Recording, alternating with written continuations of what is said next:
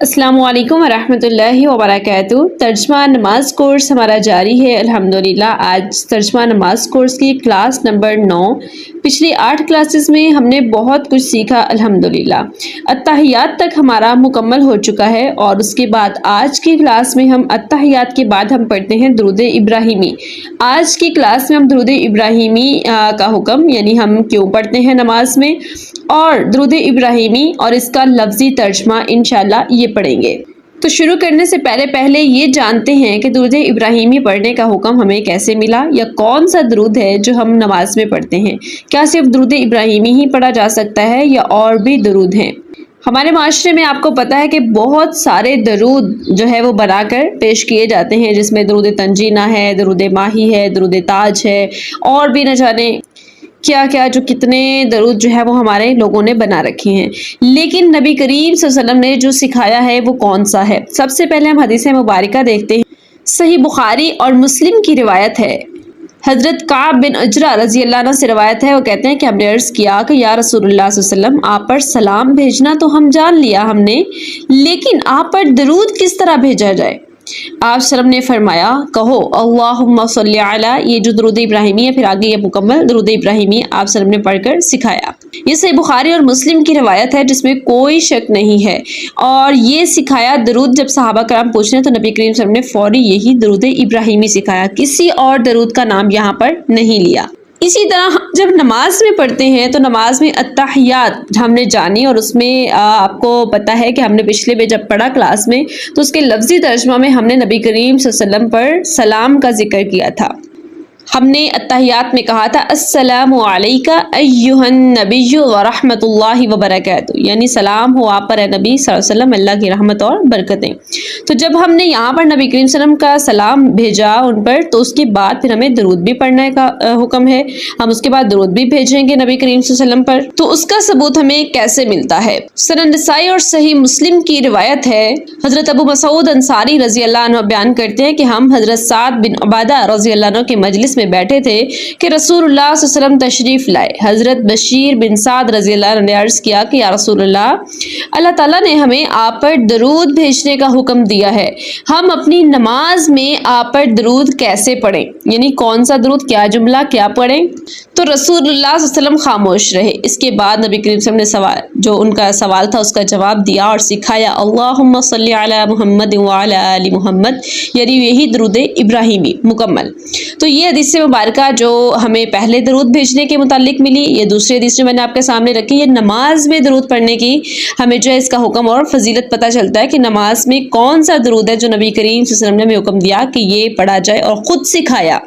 اس سے بڑھ کے اور کیا ہو سکتا ہے کہ نبی کریم صلی اللہ علیہ وسلم نے اپنی زبان مبارک سے خود سکھایا صحابہ کرام کو کہ یہ وہ درود ہے جو پڑھنا ہے۔ اب نماز میں لازمی پڑھا جائے گا، اگر کوئی نماز میں درود نہیں پڑھتا تو اس کے لیے کیا ہے؟ سنن ابی داؤد کی روایت اور جامع ترمذی میں روایت موجود ہے کہ حضرت فضالہ بن عبید رضی اللہ عنہ بیان کرتے ہیں کہ رسول اللہ صلی اللہ علیہ وسلم نے ایک شخص کو نماز پڑھتے سنا، اس نے اللہ کی حمد و ثنا نہیں کی تھی، یعنی اس نے التحیات اور جو ہے وہ نماز میں لاسٹ پہ نہیں پڑھی، اور نہ ہی نبی کریم صلی اللہ علیہ وسلم پر درود پڑھا، اور پھر دعا مانگ لی۔ تو نبی کریم صلی اللہ علیہ وسلم نے فرمایا کہ اس نے جلدی کی، پھر اسے بلا کر فرمایا جب تم میں سے کوئی نماز پڑھے تو اسے چاہیے کہ پہلے اپنے رب کی حمد و ثنا کرے، یعنی جیسے ہم نے التحیات پڑھی تھی، پھر نبی کریم صلی اللہ علیہ وسلم پر درود بھیجے، اور پھر جو چاہے وہ دعا مانگے۔ یعنی کہ جو ہم نے التحیات پڑھنی ہے اس کے بعد درود ابراہیمی لازمی پڑھنا ہے، اور اس کے بعد اپنی جو ہے وہ دعائیں ہم نے پڑھنی ہے، جتنی بھی دعائیں کر سکتے ہیں۔ قبولیت کا ٹائم ہوتا ہے، زیادہ سے زیادہ دعائیں یاد کریں۔ انشاءاللہ آج کی کلاس درود ابراہیمی پر ہے، اس کا لفظی ترجمہ اس میں ہم یاد کرتے ہیں، اور اس سے اگلی کلاسز میں آپ کو درود ابراہیمی کے بعد کئی ایسی دعائیں یاد کرواؤں گی انشاءاللہ، جو کہ ہمیں نماز میں اس ٹائم پہ پڑھنی ہے۔ لوگوں نے ایک ہی دعا رٹی ہوتی ہے، لیکن ہم بہت ساری دعائیں انشاءاللہ یاد کریں گے۔ تو لفظی ترجمہ ہم درود ابراہیمی کا سٹارٹ کرتے ہیں۔ اچھا، دوسری بات کہ التحیات جب ہم بیٹھتے ہیں تو ہم دوسری رکعت میں اور پھر آخری رکعت میں، یعنی اگر ہماری 2 رکعت والی نماز ہے تو پھر ہم اس میں ایک ہی تشہد بیٹھتے ہیں، اور اگر 2 سے زائد رکعت والی نماز ہے، 3 ہے جیسے مغرب کی، یا پھر ہم 4 رکعت والی نماز پڑھتے ہیں تو اس میں 2 التحیات ہم یعنی 2 دفعہ تشہد بیٹھتے ہیں، ایک دوسری میں اور ایک لاسٹ والی میں۔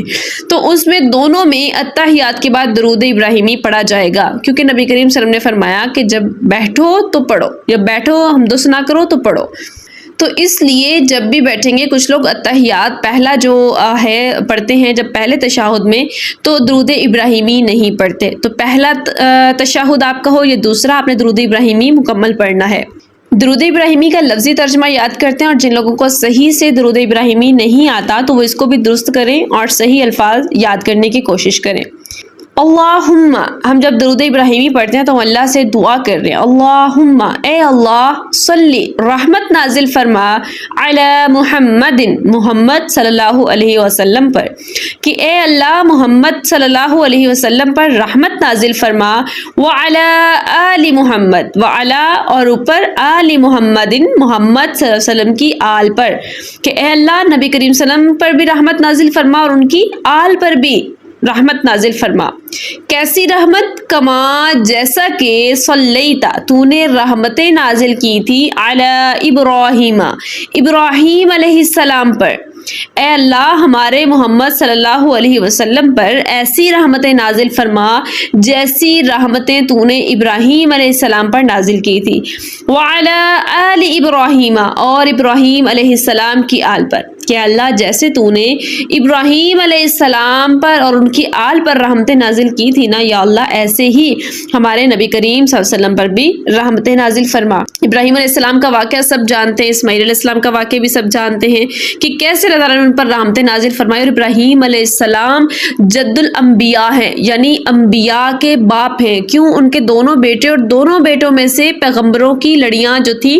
وہ تھی، یعنی آپ صلی اللہ علیہ وسلم کو اگر ہم دیکھتے ہیں تو اسماعیل علیہ السلام کی اولاد میں سے تھے، اسی طرح باقی انبیاء بھی انہی کی اولادوں میں سے ہیں۔ حضرت ابراہیم علیہ السلام کے دو بیٹے یعنی اسماعیل علیہ السلام اور اسحاق علیہ السلام، اسحاق علیہ السلام میں سے حضرت یوسف علیہ السلام، یعقوب علیہ السلام اور یہ پیغمبر آئے، اور اسماعیل علیہ السلام میں سے ہمارے نبی کریم صلی اللہ علیہ وسلم اور اسی طرح دیگر انبیاء آئے۔ تو یہ وہ خاص رحمت تھی ابراہیم علیہ السلام پر، ان کی آل پر۔ تو ہم دعا کر رہے ہیں کہ اے اللہ ہمارے پیارے نبی کریم صلی اللہ علیہ وسلم پر بھی ایسی رحمتیں نازل فرما۔ انکا بے شک تو، اے اللہ بے شک تو، حمید تعریف کے قابل ہے، مجید بزرگی والا ہے، کہ اللہ تو تعریف کے قابل ہے، تو بزرگیوں والا ہے، تو بڑی شان والا ہے، تو قابل تعریف ہے۔ اے اللہ تو ہمارے نبی کریم صلی اللہ علیہ وسلم پر بھی رحمت نازل فرما۔ اس کے بعد درود ابراہیمی کا دوسرا جز، اللہم بارک، اللہم اے اللہ بارک برکت نازل فرما، علی محمد محمد صلی اللہ علیہ وسلم پر، وعلی آل محمد اور محمد صلی اللہ علیہ وسلم کی آل پر۔ کیسی برکتیں؟ کما جیسا کہ بارکتا تو نے برکتیں نازل کی تھیں، علی ابراہیم ابراہیم علیہ السلام پر، وعلی آل ابراہیم اور ابراہیم علیہ السلام کی اولاد پر، انکا بے شک تو حمید تعریف کے قابل ہے، مجید بڑی شان والا بزرگی والا ہے۔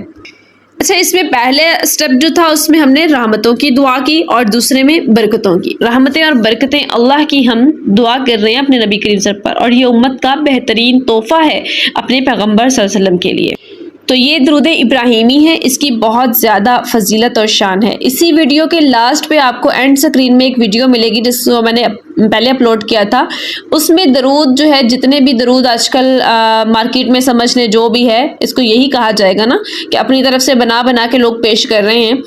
ان درودوں سے بچیں، اور اصل درود ابراہیمی ہے جو نبی کریم صلی اللہ علیہ وسلم نے خود سکھایا ہے، جو ہم نے نماز میں پڑھنا ہے، یہی وہ درود ہے جو آپ نے پڑھنا ہے، یہی وہ درود ہے جو اللہ کے نبی صلی اللہ علیہ وسلم کے لیے بہترین تحفہ ہے۔ اس کے علاوہ جتنے لوگوں نے درود بنا رکھے ہیں یہ اپنی طرف سے ہیں، اس کا اسلام سے کوئی تعلق نہیں۔ باقی کون سا درود ہم پڑھ سکتے ہیں، کون سا نہیں پڑھ سکتے، اس کے لیے آپ کو ویڈیو اینڈ سکرین پہ ملے گی، وہ ضرور سنیے گا تاکہ آپ کو درود کے بارے میں مکمل جو ہے علم حاصل ہو جائے۔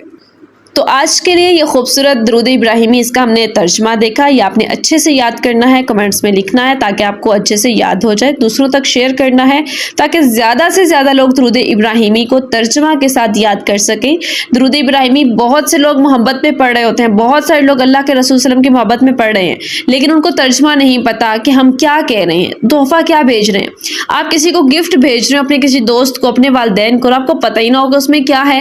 تو کیا وہ گفٹ ہوگا، وہ خوشی خوشی ہوگی؟ نہیں، آپ کو پتہ ہی نہیں، پتہ نہیں اچھی چیز ہے بری چیز ہے کیا ہے، میں کھول کے تو دیکھوں کہ اس میں دیکھ کیا رہا ہوں۔ تو جب بھی کسی کو گفٹ دیا جاتا ہے، تحفہ دیا جاتا ہے اپنے کسی عام سے دوست کے لیے بھی، تو ہم اسے دیکھتے ہیں، اسے پسند کرتے ہیں، پھر ہم اسے بھیجتے ہیں۔ تو جو آپ اللہ کے رسول صلی اللہ علیہ وسلم کی بارگاہ میں پیش کر رہے ہیں، ان پہ آپ تحفہ پیش کر رہے ہیں، تو پھر آپ کو اس کا مقصد مانا اور دل سے آپ کو پڑھنا چاہیے اور جاننا چاہیے، آپ کے دل کی گہرائیوں سے ایک ایک لفظ، یہ نہیں کہ خیال کہیں اور ہے اور درود آپ کی زبان پہ چل رہا ہے۔ آپ نے درود ابراہیمی کا ایک ایک لفظ اپنی زبان سے مٹھاس کے ساتھ ایک لذت حاصل کرتے ہوئے پڑھنا ہے، پھر دیکھیے کہ اس کے بعد آپ پر کتنی برکتیں نازل ہوتی ہیں، اور اس کی فضیلت بہت زیادہ ہے۔ درود ابراہیمی کی فضیلت پر بھی وہ ویڈیو ہے، آپ ضرور سنیے گا، اس میں آپ کو پتہ چلے گا کہ ایک دفعہ درود ابراہیمی پڑھنے پر کتنی نیکیاں اور کیا کیا ثواب ہمیں ملتا ہے۔